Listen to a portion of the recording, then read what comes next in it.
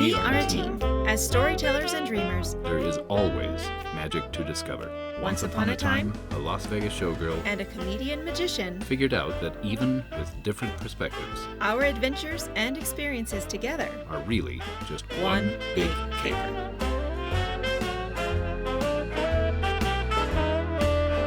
Hey there, welcome back to One Big Caper. I'm Athena, this is my partner Felix, and this is our podcast where we talk about all of our capers. And topical subjects and things that people who watch or listen to us send in. Yeah. Mm-hmm. Yeah. People have questions for people like us. Yes. Yes. Yeah. So, because this month is I think it's kind of the darkest part of the winter, even though we hit the longest night of the year almost a month ago. Solstice has passed, but yes, it's still dark. It's still dark. There's no festivities on the horizon. Okay. Spring break is like a ways away. There's maybe overspending during the holidays. Yeah, there's some depression that happens. Yep. Right? This happens to people, but especially because this is a viewer requested topic. I thought this would be a good time to talk about it. Okay. And that is how to deal with or overcome performer depression. It's very common in the business of show. Yeah. It's very common in showbiz, especially on the artist side. And I think that's the operative word, because I think it is kind of synonymous with creators, with artists. Yeah. Yep. I have a theory. Okay. Or a hypothesis. All right. As my child was, it's a hypothesis. So we're getting a little to my woo, just a little bit. Okay. I used to study Abraham Hicks, and they would talk about, because some people would come up with these questions and be like, why is it that I have these incredible days where I'm high flying, I'm feeling abundant, I'm feeling the vibe, I'm on top of the world, and then these really bad crashes happen, and it's like this roller coaster we're riding all the time? Well, I think performers, I think we're more tuned into those ups and those downs at more extreme levels because we're entertainers, or we're entertainers because we have access to those vibes. Maybe it's maybe goes both ways, but we as entertainers, I'm going to say entertainers because I still don't consider myself an artist, a visual artist. Don't know if they have the same kind of feelings that we do. You could probably speak to that. But being on stage and being in front of a live audience, once you get over that fear of public speaking or the stage fright, it is the most incredible high in the world. Like, there's no no drug that can replace it. It's just incredible. So I think that because we as entertainers have access to it, then we also get to experience those extreme lows, because those highs are so incredible that the lows are really pretty bad. So that's my hypothesis on the subject. It is a vibration.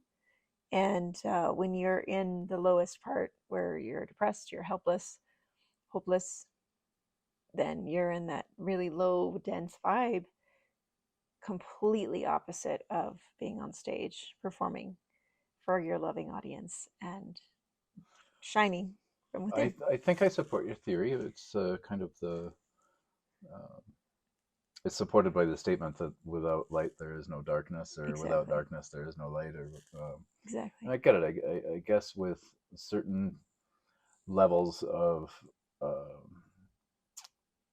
exciting, pleasurable highs, the spectrum just expands the other way too. Yes. Okay, that's a reasonable theory. Yeah. I mean, we don't all want to be just like bobbing along on the surface, like no ups and downs. We Right. don't want to just be floating. Because then that would bring you down, because you'd be like, well, what is the whole point of this life anyway, right? So I've experienced performer depression, but mine was brought on by, I want to say it was brought on more by the criticisms of the people in charge of my performances. Like when I was a ballerina and they were saying I was fat. So that's enough to make any woman depressed in her early 20s when she's actually 20 pounds underweight, So I went through that. And the only way I got out of it was to change my life, was to make the change and just be like, this is not for me. I'm done, which is what we talked about in 2 episodes ago on our first year anniversary, episode 30. We talked about, making a change in your life. So, but that's how after 3 years of being, actually, it was more like 5 years of being depressed. In and out. It wasn't that I was like full 5 years of depression. I think anyone who goes through that should be medicated and or in therapy and or medicated. I don't think medication is the only answer though. Yeah, I agree with you, but I'm not a doctor. But psychopharmaceuticals, even in my brain, over the last 25 years, I feel are still a controversy that I haven't settled, because I think each case is unique, and that they're not good for some people. Yeah. Yeah. Well, I don't even like to take like Tylenol for a headache. I don't either.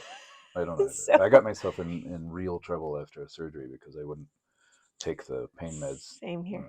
I was in real I trouble. wouldn't take the Percocet and ended up having to go into a second major abdominal surgery 12 hours after my C-section. So Not good. You say that you are not sure that you're an artist, but I absolutely know that you are an artist. And maybe you're not creating paintings, but you're definitely a maker. Yes. And it requires a certain level of commitment to artistry and precision and decision making. So yes. I feel like as an artist, take for example, we're creating a painting. It is a process of making 1,000 decisions a second until you get to a point that you're willing to stop. You create art, and this is just an observation, but you have a penchant towards things that are meticulous and repetitive. Take, for example, this fabulous top you're wearing.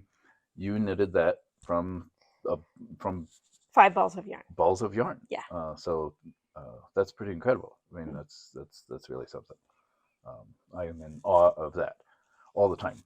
But we're also, both of us are the same kinds of people in that you recently wanted a particular style of heeled boot, but you wanted it in black, and we could not find it in black, so you ordered it in a lighter color, and you mostly made them black, and they're lovely. They're beautiful boots.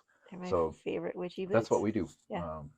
We make stuff. We make stuff, or if there's something we want, we figure out how to get it one way or another. Yeah, and it usually involves a lot of DIY. Yeah, there's a lot of that in this home, and I know that's getting passed down to the younger people. Definitely. So that's a way to deal with depression, I think, is some of these other creative efforts, some of these other yeah, that makes sense. I think for me, we have both done that. Mine has been a little scattered, so the recent global events that had us locked up in here for 2 years and stages closed for 2 years was especially difficult on me. And I think a lot of that had to do with maybe my addiction to the high, like you talked about. Maybe it's just one of those ways that I identify myself, and to have that stripped away from me was very difficult. Yeah, sure. I certainly dealt with the loss of other people, learning online that people had died. That was kind of heavy. They call that survivor's remorse or whatever. Yeah, kind of, I guess. Yeah. Yeah. Well, people younger than me, that's especially heavy. Yeah. Um, Yeah. yeah. So I'm still in a kind of a recovery mode, I suppose, but it has manifested itself into a lot of additional creative projects um, and also into wanting to lighten the load in terms of I mention all the time how much stuff I own, and there is a concerted effort to lighten the load. All right. Yeah. Yeah. I I feel that. I'm So experiencing the same. maybe a little. I guess I call it spring cleaning, but Yeah. that can also be a way to deal with depression, to kind of uh, physically, literally clean your life so that it's easier to do that internally. So like have a bonfire. Well, kind of. I mean, yeah, kind of. You have to explain that. Okay, so after my first divorce, no, I didn't have a bonfire, but I should have. I should have. I still have those photos with that guy. Why? I mean, it's my younger self, so it's good, but Sure. yeah. You have to honor the whole path. Yep. And it's a cycle, just like the creative cycle, just like the cycles of nature, the cycles of the moon and the seasons. Like it's always comes back around. There's always a death and there's always a rebirth. So I think that people that experience depression more than others, whether they are entertainers or not, are in that fertile void. They're in that dark space where we're all, they're under the ground and they're sprouting roots, but they don't realize it. And they're just to the point where the sprouts are gonna break ground. I think that that's all it is. I mean, I could be wrong. I haven't ever been diagnosed with depression. I've never gone in and been like, what's wrong with me? Well, my therapist, I was going through a bad relationship. But I have family history where, there's some serious depression that goes on in that family. And it never made sense to me. Probably because I've found ways to cope, like creating, like making this. Like after my second divorce, I went to knitting, and then burlesque, which was another creative outlet for me to create costumes, which I love making as well. Hmm. And so I think that that's why the adult coloring books are coming out. There's a lot more DIY. There's a lot of people that are creating art on the social platforms for people so that people can just watch and just be in awe of people's creativity, but not understanding or knowing that those people are probably going through depression or on their way out and just, probably trying to shine their light again. So, wow. I didn't know we were going to get this deep here. It's a heavy topic. I mean, you bring that up. We're reminded of uh, people, entertainers, artists we've lost because of depression. Yeah. It's a heavy subject. It's a Yeah. really heavy subject. But Yeah. I think it's reasonable that artists and creators are generally, even by people who are not artists and creators, uh, synonymous with the spectrum of human emotion, Mm-hmm. and the romantic idea of the tragic artist, and it's not that romantic. It sucks sometimes. Yeah. And thanks to Luce Lautrec for that. Well, yeah, The Bohemian one artists. of the great many. Van Gogh was a miserable person, and it made him kind of a jerk. Yeah. I think if you're not that far gone and you have your days that you're just down, but then you are, up, then develop some coping mechanisms such as being creative and, taking an art class, doing something that will help bring out that childlike wonder again. Yeah, I Yeah. think it's this is something I'm kind of guilty of, I suppose, but I think there are a lot of people who are um, don't have the self-awareness to realize that they are clinically depressed. And I think that some self-diagnosis, some degree of it, has to happen. You have to allow yourself to be aware that if you are upset at everybody around you, then it's time to look in the mirror. Um, Oh yeah, you're holding everyone else responsible for your happiness. Yeah, time to look in right. the mirror. And I think that it's really a very good change happening in this culture where we are normalizing psychological health, emotional health. Yeah. Because there used to be a stigma that like you're weak or what's wrong with you or whatever Right. if you were depressed or expressed any such thing. And now in this culture, it's becoming considerably more normal for people to see a therapist or Hmm. uh, That's you have a self-care team. yeah. Hopefully you have a therapist on there and your physician and maybe an astrologer. That's my latest. Unfortunately, and this it's worth mentioning, is I don't have a solution necessarily, but being an artist is also very commonly, understandably, synonymous with being broke.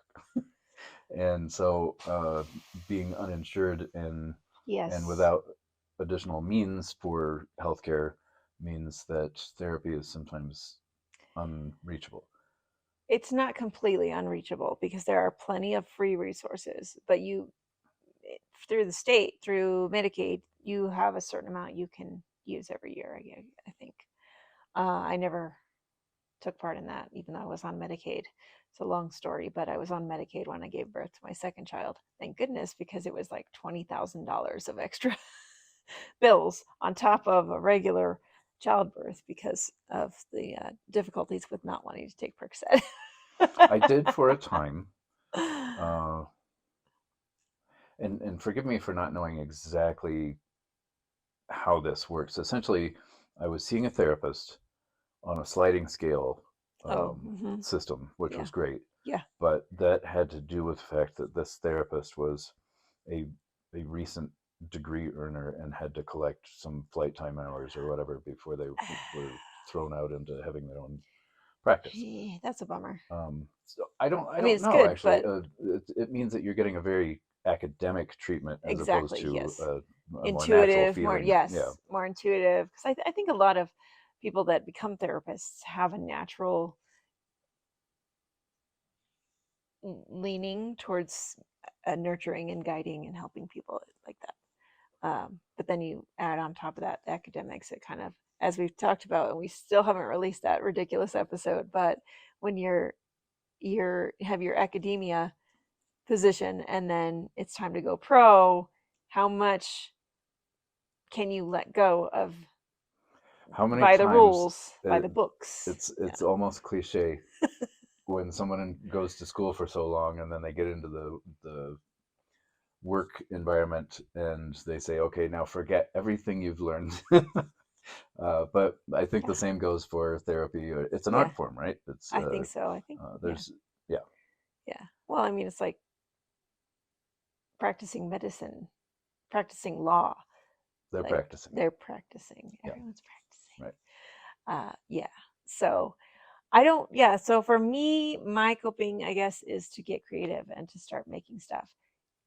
Getting your butt up to do the creative stuff is the hardest part. It's the same thing as showing up to yoga or your exercise regimen. 90% of the hardest part is showing up.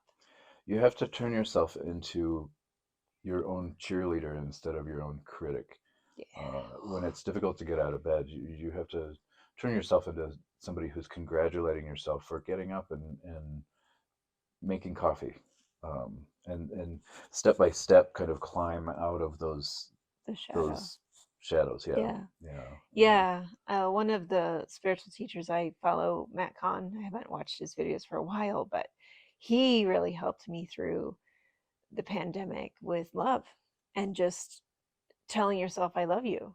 When I mean, I get bogged down with mistakes, past mistakes I've made, and the memories of them a lot.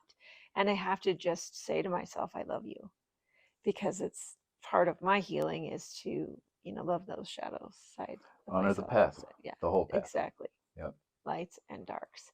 And it's not easy. I'm not saying it's easy at all. Like I said, I've never been medicated, but my sisters and I don't know if my mom, anyway, she should be, have been medicated for depression. And so, watching that, it's hard for me to understand because I'm such a light. And just the last 2 days of work, I've had two separate people tell me I was full of light and shining from within. They thought I was a religious person or something, which was even funnier to me. But it's still nice to know that even though I'm stressed out and at work, I still am shining a I little. think that's a little of that stage in you too. Oh, I know. When people come up to me, they're like, "Wow, you have a gorgeous," because I always wear red lips. "You have a gorgeous smile." And I said, "Oh," and then I make a fake smile on purpose. Just, I'm surprised you can't tell how stressed out and then I make them laugh. But that's just part of me being an entertainer, is just like putting people at ease. I serve people who are getting onto an airplane or just got off an airplane, and they have a long day of travel ahead of them or behind them. And I just feel as my role is to entertain a little bit as I'm serving them food. Some people don't recognize that, and they're still grumpy when they leave my table. But most of the time I make people laugh, and sometimes it's hard. It's really hard to be the light sometimes. And one of my, I don't know if she's a mentor or a friend, close friend of mine. I get to meet her finally in person in a couple of weeks. Actually, by the recording, but a month ago I met her. By the time this releases, anyway, she's told me a lot before that I'm a lighthouse, and that's what I'm here to do, is to be the light and shine light for the people that are in the dark. And I think that a lot of entertainers, that's their role, is to be that light. And sometimes it's a huge burden that's really uncomfortable. And that's, I think, one of the main reasons I've stepped away from the showgirls thing right now, is just that it's a big burden to be the light sometimes, to be the lighthouse. So I can understand both sides a little, but yeah. That's still supported by your hypothesis, and the more I think about it, the more I agree. And there's the classic sad clown or whatever. I think that spectrum is widened on both sides of neutral. Anytime you reach a new high or a new low, it has to. Yeah, the new ones, yeah. New ones are not, they're fun and not fun. Right. Because when you're way up here, you're like, I'm on top of the world. And then you're like, don't think about it, because if you do, you're going to go straight down there. But oh man, that's going to suck. Yeah, there's the adage too that I'm in full support of, which is skiers, downhill skiers. Okay. Don't focus on not hitting trees. Yeah. Because as soon as you focus on not hitting a tree, what are you going to do? You're focusing on trees. So yeah, I don't know exactly how that fits, but that seems like one of those fleeting pinball thoughts that kind of matches what we're talking about. Yeah, kind of. I think, yeah. But one thing I want to say is that don't try to hide it. Don't try to be a man. Don't try to conceal. At least have one person in whom you can confide. He went months without sharing. I'm a notoriously, I suppose, private person. Even when it comes to my love, I don't say anything. I just touched your mic. Sorry. Sorry about that. Sorry about that. And I that's a bad habit, and it comes from I believe this comes from the outdated mentality that I was kind of raised with, in that it was kind of essentially boys don't cry kind of thing, but a gentleman never discusses his ailments is another one. This is why people are dying.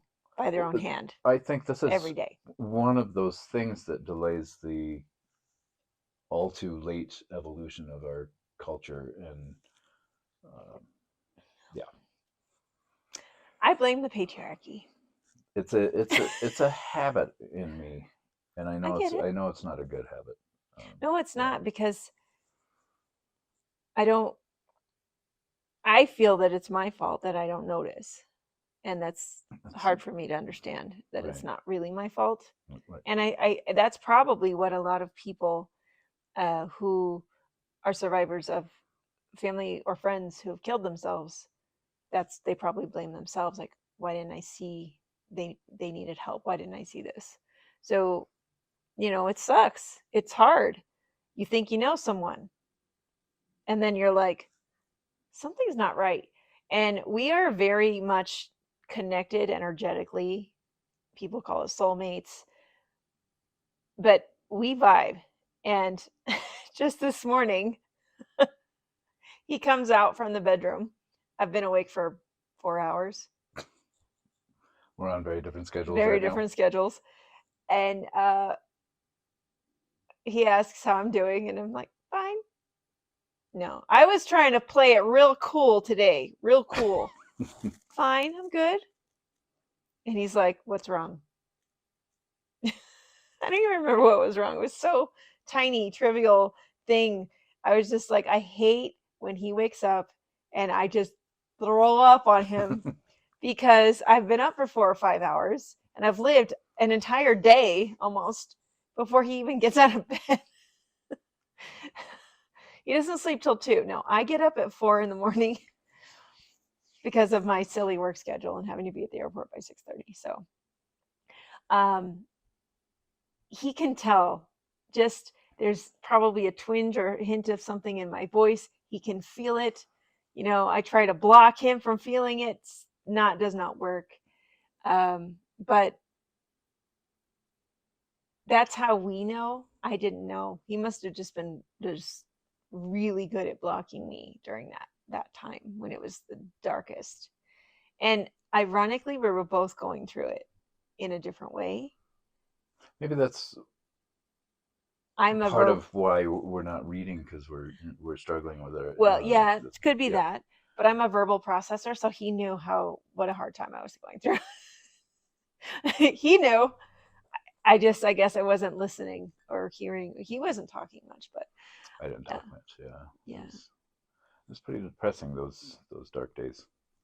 Yeah, I mean, when you're losing an identity, I understand, because I've done that. That's what my entire Showgirls Life blog is about. Mm-hmm. Is about losing an identity and then replacing it or building it, creating it from scratch, because you do. I think I finally heard that this year, is that we go through so many identity shifts in our lifetime. Sometimes they're small, sometimes they're major. And so after my divorce, the second divorce, I really went through a major one. Like, some people call it the dark night of the soul. And I was going through it before I even got the divorce. So what I did on my way out was knit like a fiend. And now I'm knitting again. I don't think I'm depressed. I just want new clothes. Of course, like I said in the beginning, my job sucks. They're more expensive when you make them.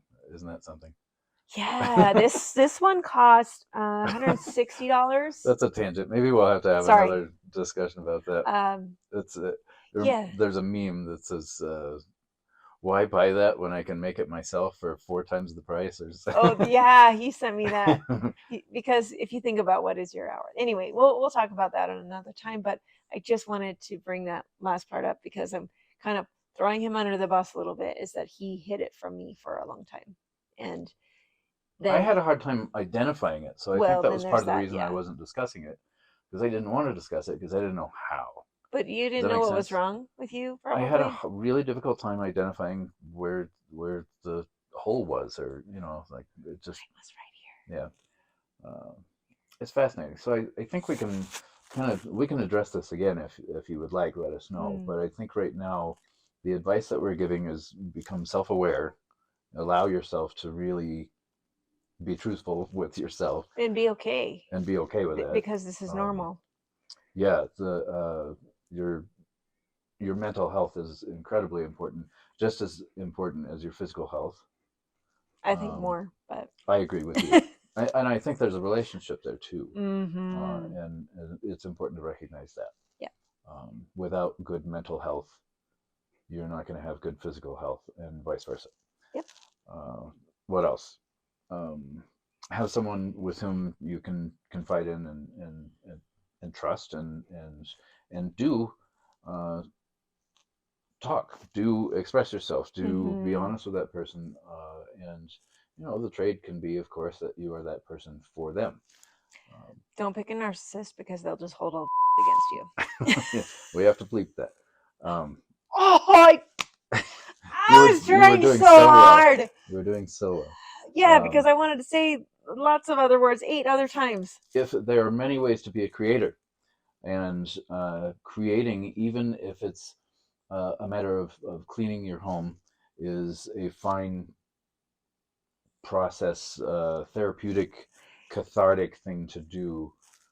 For Um, sure. yeah, Because it's creating a space. and it gives you Yeah. some really quality in your head time. If you want Oh. to tune that out for a minute, use music or lose yourself in a movie or something like that. Don't. Don't pick a sad movie and don't pick sad music. No, Okay? I mean sometimes I don't know. People like to Feel it out. induce a cry. No, okay, Uh, so there's that, right? There is that. But I did have my psychology 101 teacher in college said that she had clients that were always coming to her like, I'm so depressed, I can't get out of bed. And so she'd go through their day. Well, what are you doing? Or, oh, I listen to music. Who are you listening to? Sarah McLachlan. Okay, well, let's try to, or Amy Lee, Evanescence. Like some of these artists are creating probably things that they've been through or are feeling. mhm. They've created these music, and we resonate with it, and that's what this is all about: is the vibration, you're resonating with that same lower vibe, and you keep listening to that music, it's just gonna pull you down. Yeah, I mean, if you're that low, you can't listen to like the YMCA and be like, yeah, all of a sudden. You have to like gradually move yourself up this ladder of vibration. So Mhm. there's that. But yes, um, Be careful with yeah, self-diagnosis.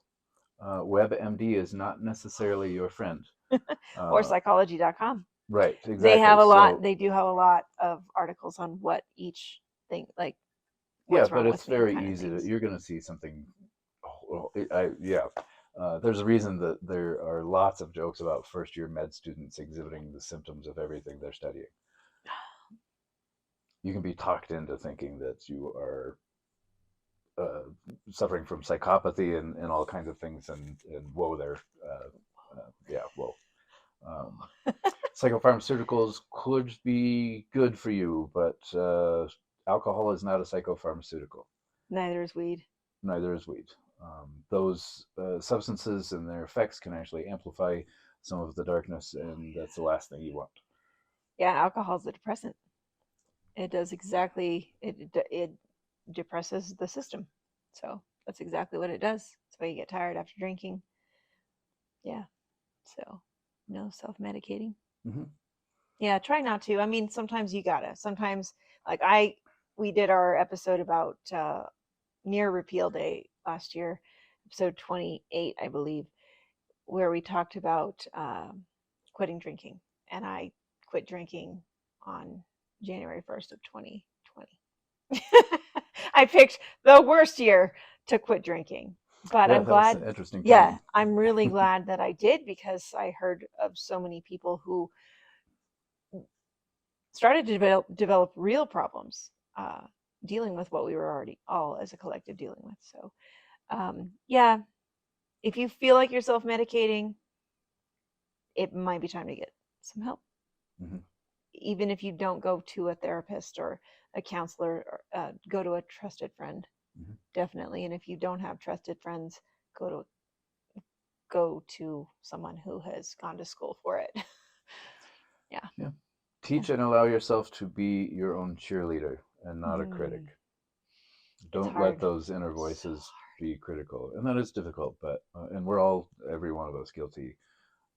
But celebrate the small wins, even if the small win is that you swung your feet off the bed and stood up. It's okay to, like, it's not ridiculous to celebrate that when you don't feel like getting up at all. So how do you celebrate then if you don't You want to just drink?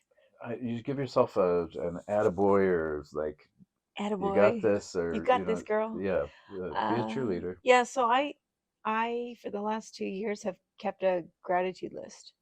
And so every day I write, they say 3 things that you're There are grateful certainly for, more morning advanced and night. ways to go through these processes, Yeah. and loads of resources. In fact, if we come up with some off the top of our head, I can do a little homework, but there We are could put 'em certainly on the show advanced ways notes. to deal with these kinds of things. There are workbooks. I mean, if you want to go deep, you can go deep. There's certainly material out there. We're just trying to encourage you to recognize that, especially if you're an artist or a creative, we have pretty well summed up in this episode that the highs are equaled by the lows.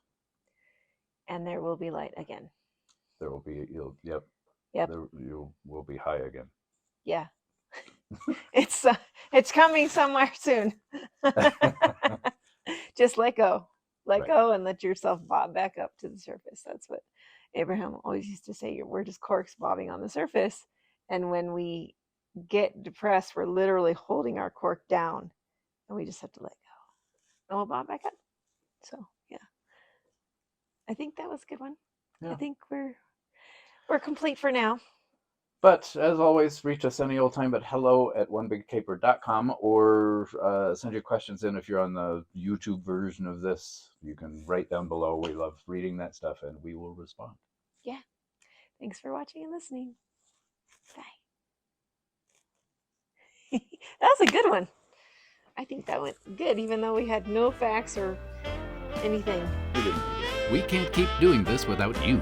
Give us just a little bit of your time by subscribing, sharing, rating, or talking about One Big Caper with someone else. We really appreciate your help. We want to hear your stories. Visit onebigcaper.com to get to know us even more. All of the audio and visual digital media associated with One Big Caper, in whole or in part, is the property of Gazellus Productions, LLC.